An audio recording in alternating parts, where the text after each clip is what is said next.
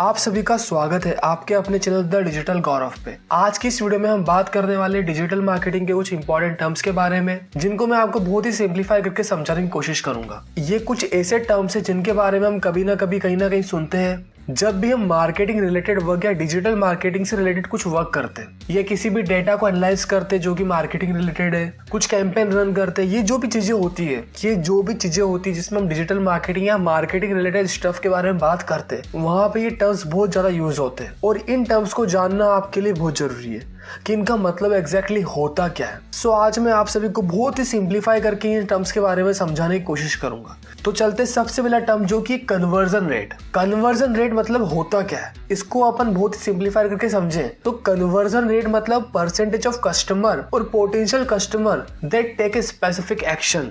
मतलब जो भी आपके कस्टमर है या पोटेंशियल जो भी आपके कस्टमर्स है वो कुछ भी स्पेसिफिक एक्शन लेंगे, उसके परसेंटेज को हम बोलते हैं कन्वर्जन रेट। अब ये जो स्पेसिफिक एक्शन है ये कुछ भी हो सकता है। आपके लिए हो सकता है कि ईमेल को ओपन करना, साइन अप करना, वेबिनार में रजिस्टर करना, आपका कोई भी प्रोडक्ट या सर्विस है उसको परचेस करना। ये जो भी चीजें होती है ये होते हैं एक्शंस। सो ये जो भी स्पेसिफिक एक्शन है इनका परसेंटेज बताता है हमें कन्वर्जन रेट कि कितने लोग कन्वर्ट हो रहे हैं। मान लो आपने एक मार्केटिंग कैंपेन रन किया जिसमें आप आपके प्रोडक्ट सर्विस की मार्केटिंग कर रहे हो। अब जितनी क्लिक्स हो रहे, जितने कन्वर्जन हो रहे, मान लो 100 लोगों ने आपके उस प्रोडक्ट को देखा, आपके एड को देखा और उसमें से कन्वर्ट हुए 5 लोग। सो आपका कन्वर्जन रेट कितना आया? 5%। मतलब 100 लोगों ने आपके एड को देखा, उसमें से 5 लोग कन्वर्ट हुए जिन्होंने आपके प्रोडक्ट सर्विस को परचेज किया। सो यहाँ से जो भी आपका कन्वर्जन रेट वो निकल के आता 5%। इस तरह से हम कन्वर्जन रेट को मेजर करते हैं और जितना ज्यादा कन्वर्जन रेट आपका अच्छा रहेगा उतना आपका एड कैंपेन या मार्केटिंग कैंपेन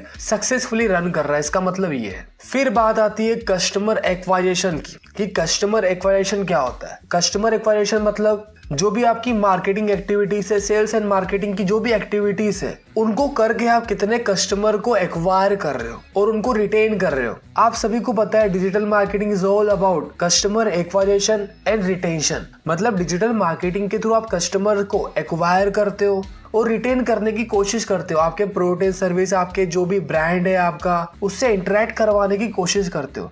सो एक कस्टमर को एक्वायर करने में जितने भी मार्केटिंग जो भी कस्टमर है उनको एक्वायर करने में जितने भी मार्केटिंग एक्टिविटीज इन्वॉल्व होती है उसको हम बोलते हैं कस्टमर एक्वायरेशन। फिर बात आती है कस्टमर एक्वायरेशन कॉस्ट। मतलब कितनी कॉस्ट लग रही है कस्टमर को एक्वायर करने में। इसको और सिंप्लीफाई करके बताऊं तो ये एवरेज कॉस्ट होती है कस्टमर को एक्वायर करने की। इसको कैलकुलेट आप कर सकते हो। आपका जो भी सेल्स एंड मार्केटिंग का एक्सपेंस है उसको आप डिवाइड कर दो टोटल कस्टमर जो आपके एक्वायर हुए हैं। सो यहाँ से निकल के आता है CAC। कस्टमर एक्वायरेशन बहुत इंपॉर्टेंट रोल प्ले करता है जब हम बात करते हैं कस्टमर की लाइफ टाइम वैल्यू की। इसके बारे में आगे बात करेंगे। सो कस्टमर एक्वायरेशन हमें बताता है कि एक कस्टमर को एक्वायर करने में कितना पैसा लग रहा है। सेल्स एंड मार्केटिंग का जो भी एक्सपेंस होता है उसको हम डिवाइड कर देते हैं टोटल नंबर ऑफ कस्टमर से जो एक्वायर हुए, उससे निकल के आता है हमारा CAC, जिसको हम बोलते हैं कस्टमर एक्वायरेशन कॉस्ट। कितनी कॉस्ट लग रही है कस्टमर को एक्वायर करने में। फिर बात आती है कस्टमर लाइफ टाइम वैल्यू। मतलब एक कस्टमर जो एक्वायर हो गया है उससे आप कितना प्रॉफिट जनरेट कर सकते हो, ये चीज बताती है कस्टमर लाइफ टाइम वैल्यू। मतलब कितना रेवेन्यू जनरेट कर सकते हो आप आपके बिजनेस के थ्रू उस पर्टिकुलर कस्टमर से। और इसको कैलकुलेट करने का सिंपल सा फॉर्मूला है एवरेज परचेस अमाउंट। जो भी आपके प्रोडक्ट्स है, मान लो पहला प्रोडक्ट है आपका 500 रुपीज का, फिर 1000 रुपीज का, फिर 5000 रुपीज का, जितना आपके प्रोडक्ट है उनकी एवरेज जो कॉस्ट हो जाएगी उससे हम मल्टीप्लाई करेंगे फ्रीक्वेंसी ऑफ परचेस का और उससे मल्टीप्लाई कर देंगे हम कस्टमर लाइफ स्पैन कि कितने टाइम तक वो खरीद सकता है। सो यहाँ से निकल के आता है CLV, जिसको हम बोलते हैं कस्टमर लाइफ टाइम वैल्यू।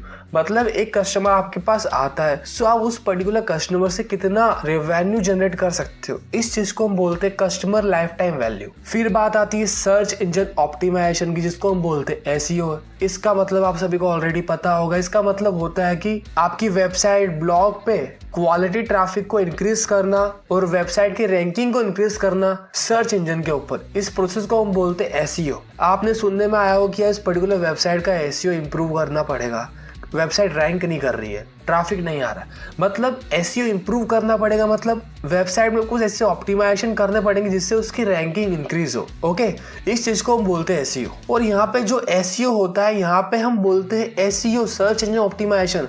और यहाँ पे बात होती है अनपेड वेब ट्रैफिक की, ना कि paid web traffic. Paid web traffic मतलब जिसको आप पैसा देके ला रहे हो आपकी वेबसाइट के ऊपर, आपके लैंडिंग पेज के ऊपर। और अनपेड मतलब वो ऑर्गेनिकली आ रहा है। ऑर्गेनिकली कब आएगा? जब आपकी वेबसाइट रैंक करेगी गूगल के फर्स्ट, सेकंड, थर्ड पेज पे। फिर बात आती है सर्च इंजन मार्केटिंग की, SEM। SEM मतलब सर्च इंजन पे मार्केटिंग करना किसी भी प्रोडक्ट सर्विस की, आपकी वेबसाइट की, through SEO and paid advertisement. इसको इतना सिंपल तरीके से समझो, अगर आप SEO के साथ पेड मार्केटिंग कर रहे हो सो यहाँ पे निकल के आता है SEM। इसको हम बोलते हैं सर्च इंजन मार्केटिंग, मतलब आप सर्च इंजन के ऊपर मार्केटिंग कर रहे हो। फिर आता है SERP, search engine result page. ये वो पेज होता है जब भी कोई भी यूजर टाइप करता है कुछ भी पर्टिकुलर कीवर्ड सर्च इंजन के ऊपर, और अगर आपकी SERP रैंक ज्यादा है सो बहुत ज्यादा चांसेस है आपकी वेबसाइट के ऊपर क्लिक होने के।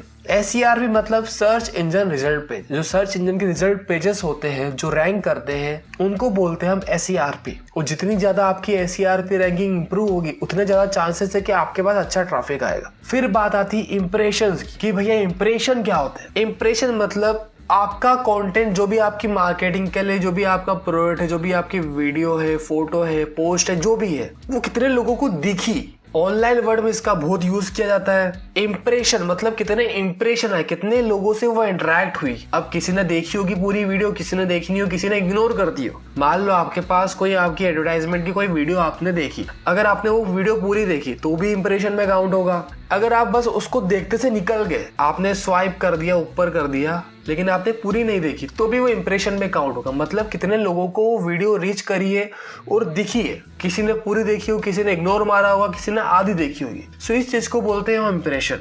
1000 इंप्रेशन, 1000 इंप्रेशन आपने ये सुना होगा। और जो क्लिक थ्रू रेट होता है CTR, वो कैलकुलेट किया जाता है इंप्रेशन के थ्रू, जिसके बारे में हम नेक्स्ट बात करेंगे। अब बात आती है क्लिक थ्रू रेट की, CTR क्या होता है। CTR को सिंप्लीफाइड तरीके से हम समझने की कोशिश करें कि कितने क्लिक हो रहे हैं आपके उस कैंपेन के ऊपर related to the number of impression. जितना ज्यादा CTR होगा उतने ज्यादा चांसेस है कि आपका कैंपेन बहुत अच्छी तरह से परफॉर्म कर रहा है। और CTR निकालने का फॉर्मूला सिंपल सा है, कितने टोटल क्लिक हुए कैंपेन के ऊपर डिवाइडेड बाय टोटल कैंपेन के इंप्रेशन कितने, उसको मल्टीप्लाई कर दो आप 100 से। सो यहाँ पे निकल के आता है click through rate. For example 5 click हुए आपके उस पर्टिकुलर कैंपेन के ऊपर जो भी आपने रन किया, और मान लो 500 इंप्रेशन आए। सो यहाँ पे CTR आपका निकल के आता 1%।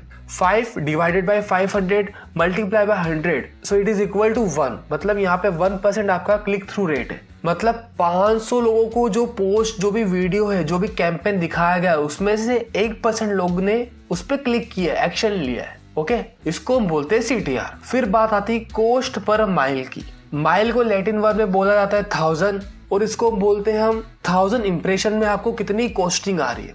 मतलब 1000 इंप्रेशन लाने के लिए आपको कितनी कॉस्ट पे करनी पड़ रही है पेड एडवर्टाइजमेंट के अंदर, इसको बोलते हैं हम कॉस्ट पर माइल, CPM। फिर आता है CPC, कॉस्ट पर क्लिक। मतलब एक पर्टिकुलर क्लिक करवाने के लिए कितना पैसा खर्च करना पड़ रहा है आपको आपकी जेब से, तब वो क्लिक हो रहा है, तो वो लगता है कॉस्ट पर क्लिक। किसी भी पेड मार्केटिंग कैंपेन में आप आपकी वेबसाइट के लिंक डालते हो, लैंडिंग पेज पर रीडायरेक्ट करवाते हो, तो उस लैंडिंग पेज पे जाने के लिए आपको कितना पैसा देना पड़ रहा है। मतलब एक पर्सन क्लिक कर रहा है और फिर लैंडिंग पेज पर रीडायरेक्ट हो रहा है, तो उस क्लिक के लिए आपको कितना पैसा इन्वेस्ट करना पड़ रहा है, उसको बोलते हैं हम CPC, cost per click. CPC को आप जितना ज्यादा कम करोगे उतने आपके लिए मार्केटिंग कैंपेन के लिए अच्छी बात है। फिर आता है बाउंस रेट। बाउंस रेट मतलब कोई पर्टिकुलर इंसान आपकी वेबसाइट के ऊपर गया और कितने देर बाद वो आपकी वेबसाइट से बाहर आ रहा है। मान लो वो वेबसाइट पे गया और एकदम से बाहर आ गया, सो आपका बाउंस रेट बहुत ज्यादा है। इससे समझ में आएगा कि लोग आपके कंटेंट को पसंद नहीं कर रहे। बाउंस रेट जितना कम होगा उतने ज्यादा चांसेस है कि आपका कैंपेन, आपका लैंडिंग पेज, आपकी वेबसाइट अच्छे तरीके से परफॉर्म कर रही है। फिर बात आती है ROI। ROI क्या होता है? Return on investment. मतलब आपने 1000 रुपीज लगाए, सो आपने कमाए कितने। मतलब 1000 लगा के आप 2000 कमा रहे हो, सो आपका ROI होगा 2x। मान लो 1000 लगा के आप 10,000 रुपीज कमा रहे हो, सो आपका यहाँ पे ROI हो जाता है 10x। रिटर्न ऑन इन्वेस्टमेंट मतलब कितना इन्वेस्ट किया है आपने और कितना आपके पास रिटर्न आया। किसी भी मार्केटिंग कैंपेन में, किसी भी बिजनेस में, जो भी पर्टिकुलर चीजें होती है जहाँ पे आप इन्वेस्ट करते हो और वहां से आपको रिटर्न कितना आता है बैक, उसको बोलते हैं हम ROI। सो ये कुछ इंपॉर्टेंट टर्म्स है डिजिटल मार्केटिंग से रिलेटेड जो कि मेरे को आपको बताने थे। मैं उम्मीद करता हूँ कि ये टर्म्स आपको बहुत सिंप्लीफाई तरीके से समझ में आ गए होंगे। अगर आपको ये टर्म्स अभी भी समझ में नहीं आए तो एक बार वीडियो वापस से देखो, जिससे ये आपको समझ में इजीली आ जाएंगे। और अगर आप हमारे चैनल पर नए हो तो सबसे पहले इस वीडियो को लाइक करिए और चैनल को सब्सक्राइब करिए, जिससे हमें मोटिवेशन मिलता है आप सभी के लिए ऐसा नॉलेजेबल कॉन्टेंट रेगुलर लाने के लिए। सो अब हम मिलते हैं नेक्स्ट वीडियो में। Thank you so much.